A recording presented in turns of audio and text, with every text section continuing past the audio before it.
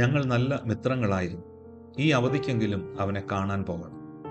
അവൻ്റെ വീട് അന്വേഷിച്ച് കണ്ടെത്തി. ഒരു ചെറിയ മനോഹരമായ ഓടിട്ട വീട്. 3 ചിത്രങ്ങൾ ആ മുറിയിലുണ്ടായിരുന്നു. 1 അവൻ്റെ ദൈവത്തിൻ്റേത്, 2 അവൻ്റെ വിവാഹ ചിത്രം, 3 ഞങ്ങളുടെ 10ാം ക്ലാസ് ഗ്രൂപ്പ് ഫോട്ടോ. ഞങ്ങളുടെ ഗ്രൂപ്പ് ഫോട്ടോ കാണിച്ചുകൊണ്ട് അവൻ പറഞ്ഞു, നീയാണ് എൻ്റെ തൊട്ടടുത്ത് നിൽക്കുന്നത്. ഞാൻ കൗതുകത്തോടെ ആ ഫോട്ടോയിലൂടെ കണ്ണോടിച്ചു. അവൻ വീണ്ടും പറഞ്ഞു തുടങ്ങി, ആ കാലം ഓർമ്മയുണ്ടോ? കളിത്തട്ടും കബഡി കളിയും ബാൻഡും ട്രൂപ്പും സ്കൗട്ടും മഴ നനഞ്ഞതും. പെട്ടെന്ന് എന്തോ ഓർത്ത് അവൻ പറഞ്ഞു, നീ ഇത് നോക്കിക്കേ. ഞാൻ ആശ്ചര്യത്തോടെ അവനെ നോക്കി. അവൻ മേശവിരിപ്പിൽ നിന്നും ഒരു പാസ്പോർട്ട് വലിപ്പമുള്ള ഫോട്ടോ എടുത്ത് എന്നെ കാണിച്ചു. ഒരു വെള്ളച്ചാട്ടത്തിന് തയ്യാറായി എൻ്റെ കണ്ണ് നിറഞ്ഞു. ഏങ്ങലടിച്ച് കരയുമെന്ന മട്ടിലായി ഞാൻ മുഖം മറച്ച് നിന്നു. അവൻ സൂക്ഷിച്ചു വച്ചിരിക്കുന്ന ആ ഫോട്ടോ എൻ്റേതായിരുന്നു. എനിക്കൊന്നും മിണ്ടാൻ കഴിഞ്ഞില്ല.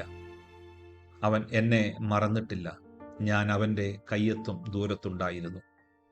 അവൻ വീണ്ടും പറഞ്ഞു, 10ാം ക്ലാസ് പരീക്ഷയ്ക്ക് പാസ്പോർട്ട് വലിപ്പമുള്ള ഫോട്ടോ എടുക്കാൻ നമ്മൾ 2 പേരും കൂടിയാണ് സ്റ്റുഡിയോയിൽ പോയത്.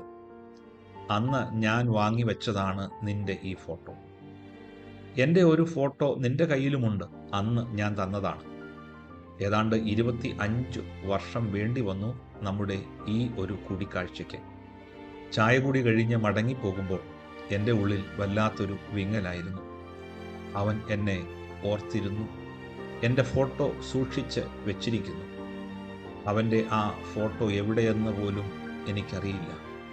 അന്നും അവൻ്റെ സ്നേഹത്തിന് ശലഭവർണ്ണമായിരുന്നു. നിറമുള്ള സ്നേഹം കൊണ്ട് നടന്ന ഒരു നല്ല ചങ്ങാതി, ഒരു ചിത്രശലഭം. സ്നേഹബന്ധങ്ങൾ കനലെരിയും പോലെ സൂക്ഷിക്കുന്നവർ ഇന്നുമുണ്ട്. കനലെരിയുന്ന സ്നേഹം അത് ക്രൂശിതൻ്റേതാണ്. നമ്മുടെ നോമ്പുകളിലും കനലെരിയും സ്നേഹം ഉണ്ടാവട്ടെ.